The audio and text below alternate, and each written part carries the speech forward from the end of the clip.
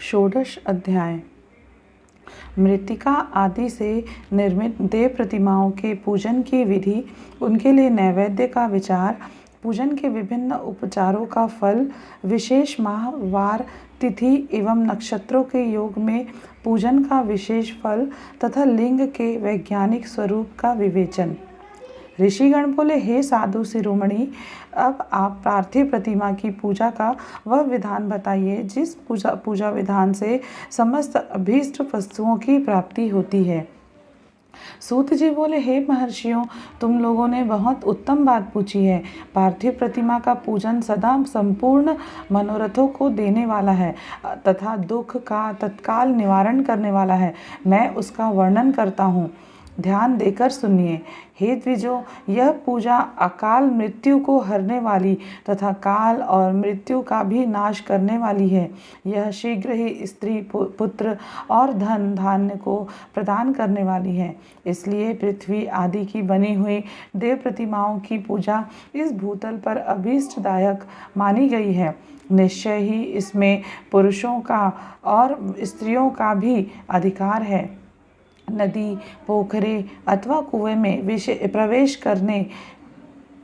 प्रवेश करके पानी के भीतर से मिट्टी ले आए।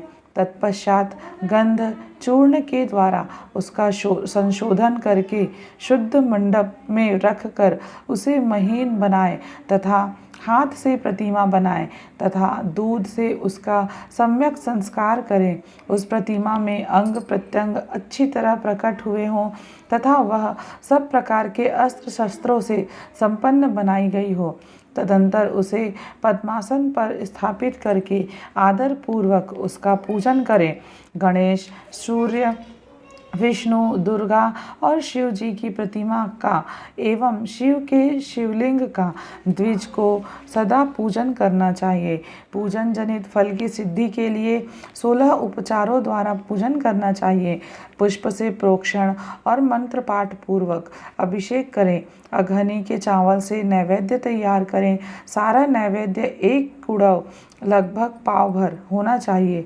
घर में पार्थिव पूजन के लिए एक कुड़व और बाहर किसी मनुष्य द्वारा स्थापित शिवलिंग के पूजन के लिए एक प्रस्थ अर्थात सेर भर नैवेद्य तैयार करना आवश्यक है, ऐसा जानना चाहिए। देवताओं द्वारा स्थापित शिवलिंग के लिए 3 सेर नैवेद्य अर्पित करना उचित है और स्वयं प्रकट हुए लिंग के लिए 5 सेर।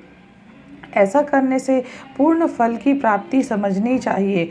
इससे 2 गुना और तिगुना करने पर और अधिक फल प्राप्त होता है। इस प्रकार सहस्त्र बार पूजन करने से द्विज सत्यलोक को प्राप्त कर लेता है। 12 अंगुल चौड़ा, इससे दूना और 1 अंगुल अधिक अर्थात 25 अंगुल लंबा तथा 15 अंगुल ऊंचा जो लोहे या लकड़ी का बना हुआ पात्र होता है, उसे विद्वान पुरुष शिव कहते हैं।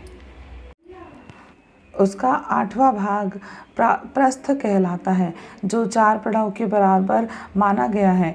मनुष्य द्वारा स्थापित शिवलिंग के लिए 10 प्रस्थ, ऋषियों द्वारा स्थापित शिवलिंग के लिए 100 प्रस्थ और स्वयंभू शिवलिंग के लिए 1 सहस्त्र प्रस्थ नैवेद्य निवेदन किया जाए तथा जल, तेल आदि एवं गंध द्रव्यों की भी यथा योग्य मात्रा रखी जाए तो यह उन शिवलिंगों की महापूजा बताई जाती है।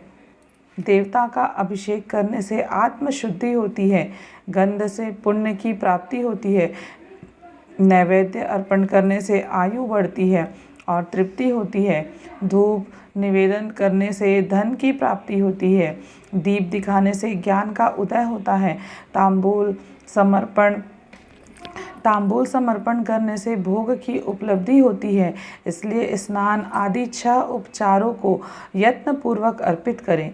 नमस्कार और जप ये दोनों संपूर्ण अभीष्ट फल को देने वाले हैं। इसलिए भोग और मोक्ष की इच्छा रखने वाले लोगों को पूजा के अंत में सदा ही जप और नमस्कार करना चाहिए।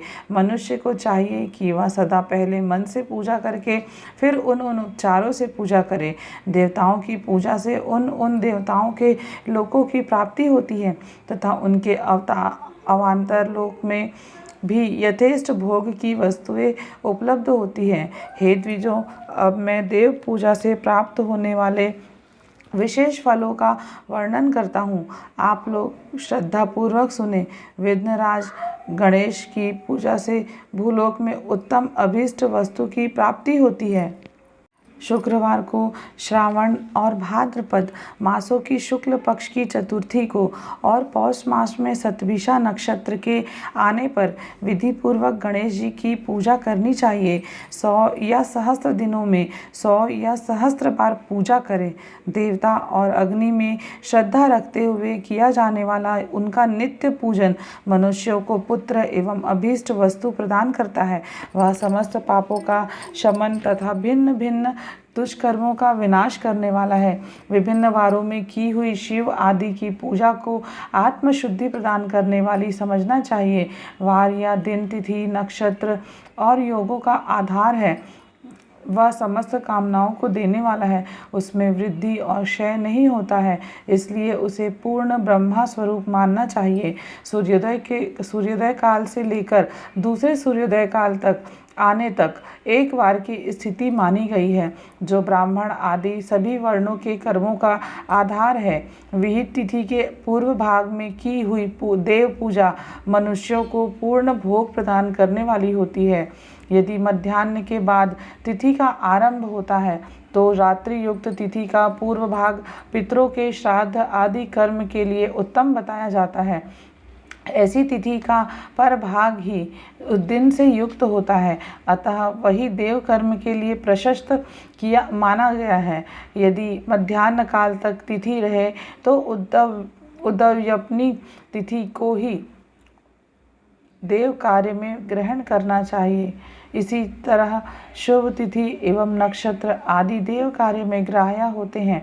वार आदि का भली भांति विचार करके पूजा और जप आदि करने चाहिए। वेदों में पूजा शब्द के अर्थ की इस प्रकार योजना कही गई है। पूजा यते अनेन इति पूजा। यह पूजा शब्द की व्युत्पत्ति है। पूह का अर्थ है भोग और फल की सिद्धि। वह जिस कर्म से संपन्न होती है उसका नाम पूजा है। मनोवांछित वस्तु तथा ज्ञान, ये ही अभीष्ट वस्तुएं हैं। सकाम भाव वाले को अभीष्ट भोग अपेक्षित होता है और निष्काम भाव वाले को अर्थ परमार्थिक ज्ञान, ये दोनों ही पूजा शब्द के अर्थ हैं। इनकी योजना करने से ही पूजा शब्द की सार्थकता है। इस प्रकार लोक और वेद में पूजा शब्द का अर्थ विख्यात है। नित्य और नैमित्तिक कर्म कालांतर में फल देते हैं, किंतु काम्य कर्म का यदि भली भांति अनुष्ठान हुआ हो तो वह तत्काल फलदायक होता है। प्रतिदिन एक पक्ष, एक मास और एक वर्ष तक लगातार पूजन करने से उन कर्मों के फल की प्राप्ति होती है और उनसे वैसे ही पापों का क्रमशः क्षय होता है। प्रत्येक मास के कृष्ण पक्ष की चतुर्थी तिथि को की गई महागणपति जी की पूजा एक पक्ष के पापों का नाश करने वाली और एक पक्ष तक उत्तम भोग रूपी फल देने वाली होती है। चैत्र मास में चतुर्थी को की हुई पूजा एक मास तक किए गए पूजन का फल देने वाली होती है और जब सूर्य सिंह राशि पर स्थित हो उस समय भाद्रपद मास की चतुर्थी को की हुई गणेश की पूजा को एक वर्ष तक मनोवांछित भोग प्रदान करने वाली जानना चाहिए। श्रावण मास के रविवार को हस्त नक्षत्र से युक्त सप्तमी तिथि को तथा माघ शुक्ल सप्तमी को भगवान सूर्य का पूजन करना चाहिए।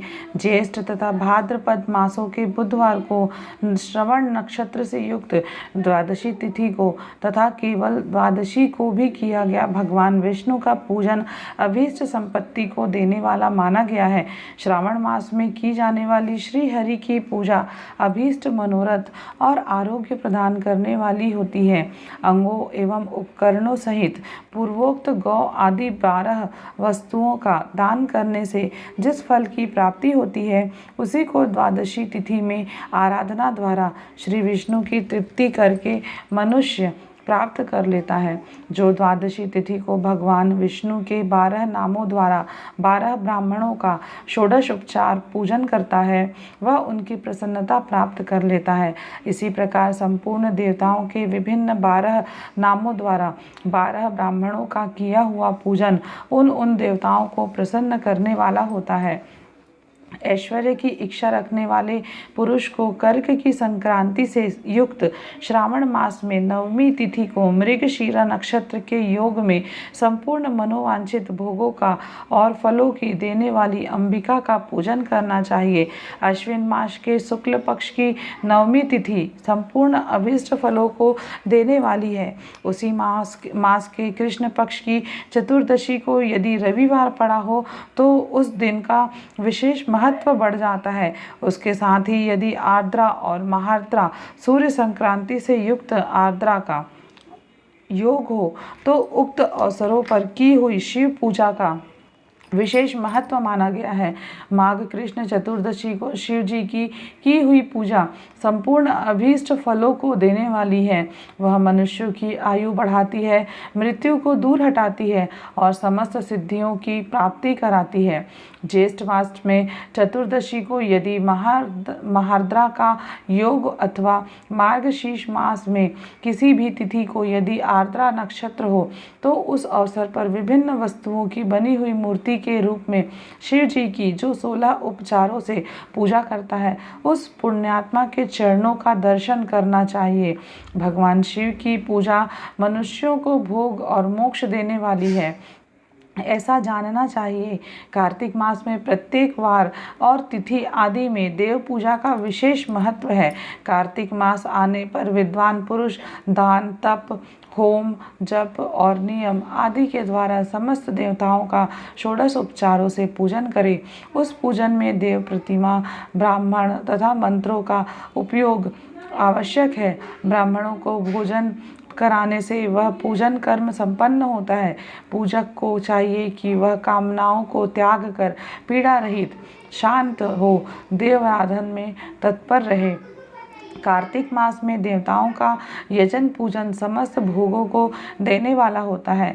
यह व्याधियों को हर लेने वाला और भूतों तथा ग्रहों का विनाश भी करने वाला है। कार्तिक मास के रविवार को भगवान सूर्य की पूजा करने और तेल तथा कपास का दान करने से मनुष्यों के कोढ़ आदि रोगों का नाश होता है। हर्रे, काले मिर्च, वस्त्र तथा दूध आदि के दान से और ब्राह्मणों की प्रतिष्ठा करने से क्षय के रोगों का नाश होता है। दीप और सरसों के दान से मिर्गी का रोग मिट जाता है। कृतिका नक्षत्र से युक्त सोमवारों को किया हुआ शिव जी का पूजन मनुष्यों के महान दारिद्र्य को मिटाने वाला और संपूर्ण संपत्तियों को देने वाला है। घर की आवश्यक सामग्रियों के साथ गृह और क्षेत्र आदि का दान करने से भी उक्त फल की प्राप्ति होती है।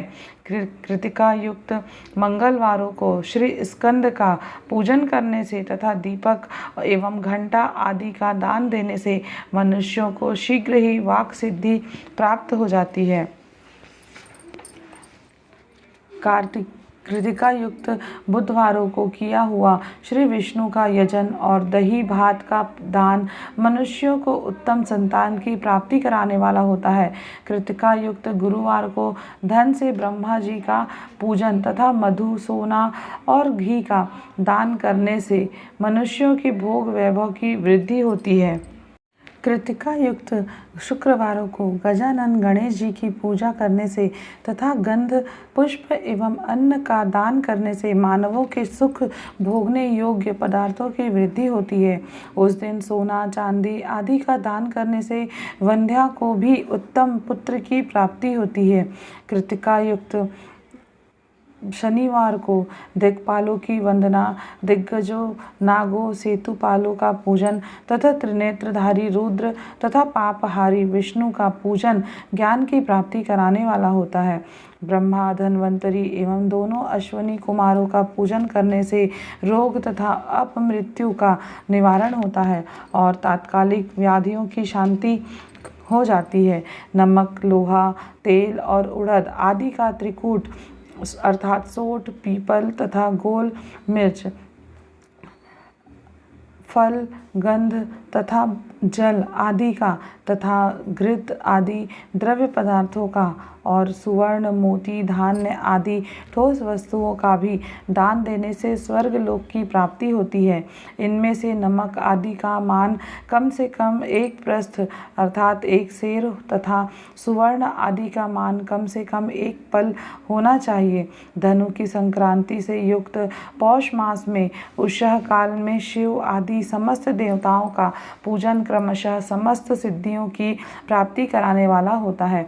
इस पूजन में अगहनी के चावल से तैयार किए गए हविष्य का नैवेद्य उत्तम बताया जाता है। पौष मास में नाना प्रकार के अन्न का नैवेद्य विशेष महत्व रखता है। मार्गशीर्ष माह में केवल अन्न का दान करने वाले मनुष्य को संपूर्ण अभीष्ट फलों की प्राप्ति हो जाती है।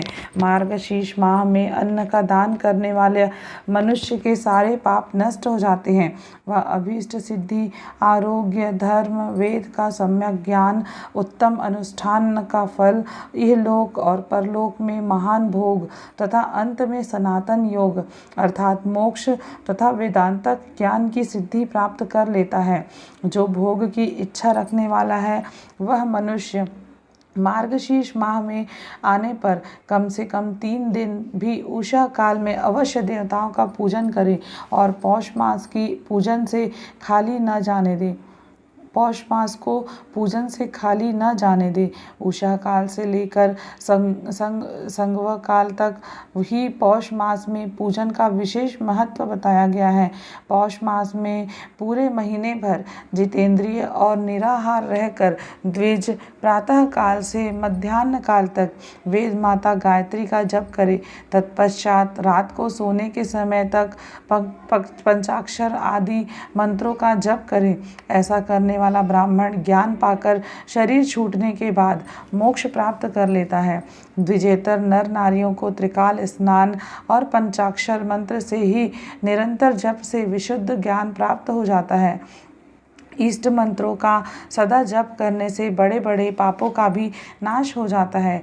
पौष मास में विशेष रूप से महानैवेद्य चढ़ाना चाहिए। यहाँ बताई सभी वस्तुएं 12 की संख्या में समझनी चाहिए। चावल 12, भार 1, काली मिर्च 12, प्रस्थ, मधु और घृत 12, कुड़व, मूंग 12, द्रोण 12 प्रकार के व्यंजन, घी में तले हुए पोहे, लड्डू और चावल के मिष्ठान्न सभी 12 प्रस्थ, दही और दूध और 12 नारियल आदि फल, 12 सुपारी, कर्पूर, कत्था और 5 प्रकार के सुगंध द्रव्यों से युक्त 36 पत्ते पान से महानैवेद्य बनता है। इस महानैवेद्य को देवताओं को अर्पण करके वर्णानुसार उस देवता के भक्तों को दे देना चाहिए। इस प्रकार के ओदन नैवेद्य से मनुष्य पृथ्वी पर राष्ट्र का स्वामी होता है। महानैवेद्य के दान से स्वर्ग की प्राप्ति होती है। हे द्विज श्रेष्ठों, 1000 महानैवेद्यों के दान से सत्यलोक प्राप्त होता है और उस लोक में पूर्णायु प्राप्त होती है एवं 30,000 महानैवेद्य के दान से उसके ऊपर के लोकों की प्राप्ति होती है तथा पुनर्जन्म नहीं होता। 36,000 महानैवेद्यों को जन्म नैवेद्य कहा गया है। उतने नैवेद्यों का दान महापूर्ण कहलाता है। महापूर्ण नैवेद्य ही जन्म नैवेद्य कहा गया है। जन्म नैवेद्य के दान से पुनर्जन्म नहीं होता।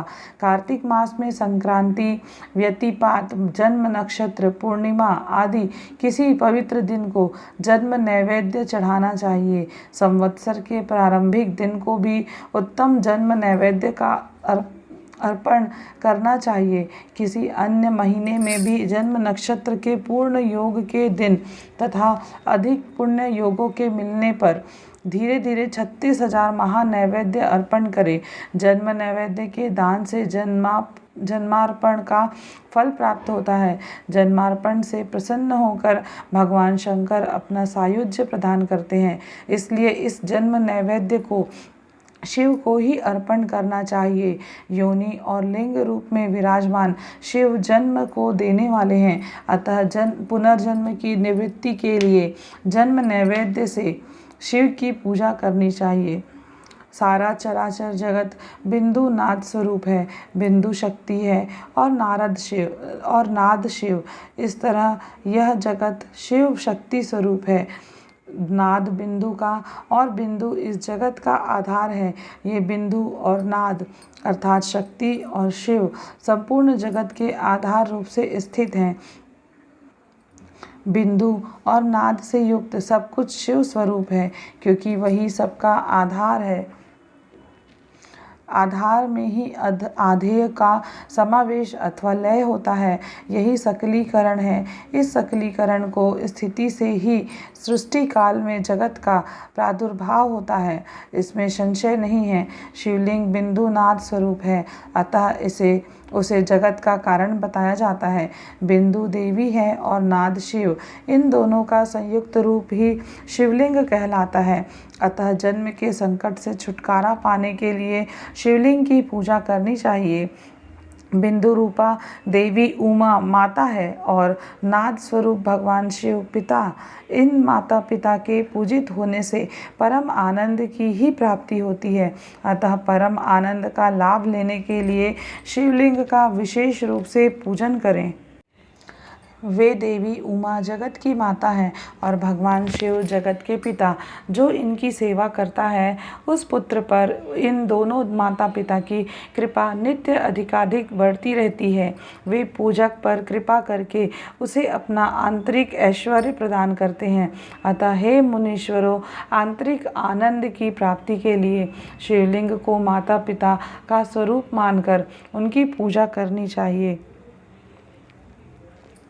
भर्ग अर्थात शिव पुरुष रूप हैं और भर्गा शिवा और शक्ति प्रकृति कहलाती है। अव्यक्त आंतरिक अधिष्ठान रूप गर्भ को पुरुष कहते हैं और सुव्यक्त आंतरिक अधिष्ठान भूत गर्भ को प्रकृति। पुरुष आदि गर्भ है, वह प्रकृति रूप गर्भ से युक्त होने के कारण गर्भवान है, क्योंकि वही प्रकृति का जनक है। प्रकृति में जो पुरुष का संयोग होता है यही पुरुष से उसका प्रथम जन्म कहलाता है। अव्यक्त प्रकृति से महातत्वादि के क्रम से जो जगत का व्यक्त होना है, यही उस प्रकृति को द्वितीय जन्म कहलाता है। जीव पुरुष से ही बार बार जन्म और मृत्यु को प्राप्त होता है। माया द्वारा अन्य रूप से प्रकट किया जाना ही उसका जन्म कहलाता है। जीव का शरीर जन्म काल से ही जीर्ण 6 भाव विकारों से युक्त होने लगता है, इसलिए उसे जीव यह संज्ञा दी गई है। जो जन्म लेता और विविध पाशों द्वारा बंधन में पड़ता है उसका नाम जीव है। जन्म और बंधन जीव शब्द का ही अर्थ है। अतः जन्म मृत्यु रूपी बंधन की निवृत्ति के लिए जन्म के अधिष्ठान भूत माता पिता पितृस्वरूप शिवलिंग का भली भांति पूजन करना चाहिए। शब्द आदि पंचतंत्र माताओं तथा पंचेंद्रियों से विषय ग्रहण करने से भ अर्थात वृद्धि को गच्छति अर्थात प्राप्त होती है। इसलिए भग शब्द का अर्थ प्रकृति है। भोग ही भग का मुख्य शब्दार्थ है। मुख्य भग प्रकृति है और भगवान शिव कहे जाते हैं। भगवान ही भोग प्रदान करते हैं, दूसरा कोई नहीं दे सकता। भग अर्थात प्रकृति का स्वामी भगवान ही विद्वानों द्वारा भर्ग कहा जाता है। भग प्रकृति से संयुक्त परमात्मा लिंग और लिंग संयुक्त भग प्रकृति ही इस लोक और परलोक में नित्य भोग प्रदान करते हैं। अतः भगवान महादेव के शिवलिंग की पूजा करनी चाहिए। संसार को उत्पन्न करने वाले सूर्य हैं और उत्पन्न करने के कारण जगत ही उनका प्रत्यक्ष चिन्ह है, इसलिए उनका एक नाम भग भी है। पुरुष की लिंग में जगत को उत्पन्न करने वाले लिंगों की ही पूजा करनी चाहिए। सृष्टि के अर्थ को बताने वाले चिन्ह के रूप में ही उसे लिंग कहा जाता है।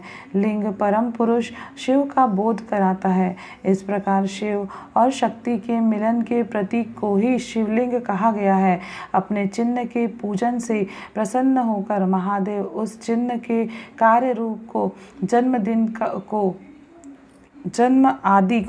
चिन्ह के पूजन से प्रसन्न होकर महादेव उस चिन्ह के कार्य रूप जन्म आदि को समाप्त कर देते हैं तथा पूजक को पुनर्जन्म की प्राप्ति नहीं होती।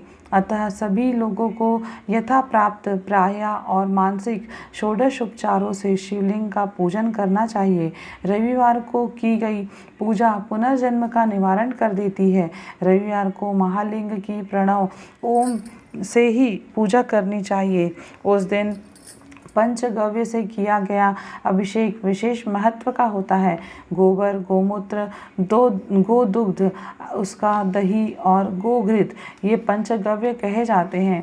गाय का दूध, गाय का दही और गाय का घी, इन तीनों को पूजन के लिए शहद और शक्कर के साथ पृथक पृथक भी रखें और इन सबको मिलाकर सम्मिलित रूप से पंचामृत भी तैयार कर ले। इनके द्वारा शिवलिंग का अभिषेक एवं स्नान कराएं। फिर गाय के दूध और अन्न के मेल से नैवेद्य तैयार करके प्रणव मंत्र के उच्चारण पूर्वक उसे भगवान शिव को अर्पित करें। संपूर्ण प्रणव को ध्यान लिंग कहते हैं, ध्वनि लिंग कहते हैं। स्वयंभू लिंग नाद स्वरूप होने के कारण नादलिंग कहा गया है। यंत्र या अर्घा बिंदु स्वरूप होने के कारण बिंदु लिंग के रूप में विख्यात है। उसमें अचल रूप से प्रतिष्ठित जो शिवलिंग है वह मकार स्वरूप है, इसलिए मकार लिंग कहलाता है। सवारी निकालने आदि के लिए जो चरलिंग होता है वह उकार स्वरूप होने से उकार लिंग कहा गया है तथा पूजा की दीक्षा देने वाले जो गुरु या आचार्य हैं उनका विग्रह आकार का प्रतीक होने से आकार लिंग माना गया है। इस प्रकार प्रणव में प्रतिष्ठित अकार, उकार, मकार, बिंदु, नाद और ध्वनि के रूप में लिंग के 6 भेद हैं। इन 6 लिंगों की नित्य पूजा करने से साधक जीवन मुक्त हो जाता है, इसमें संशय नहीं है। भक्ति पूर्वक की गई शिव पूजा मनुष्यों को पुनर्जन्म से छुटकारा दिलाती है। रुद्राक्ष धारण से 1/4, विभूति अर्थात भस्म धारण करने से आधा, मंत्र जप से 3/4 और पूजा से पूर्ण फल प्राप्त होता है। शिवलिंग और शिव भक्त की पूजा करके मनुष्य मोक्ष प्राप्त करता है। हे द्विजों, जो इस अध्याय को ध्यान पूर्वक पढ़ता सुनता है उसकी शिव भक्ति सुदृढ़ होकर बढ़ती रहती है।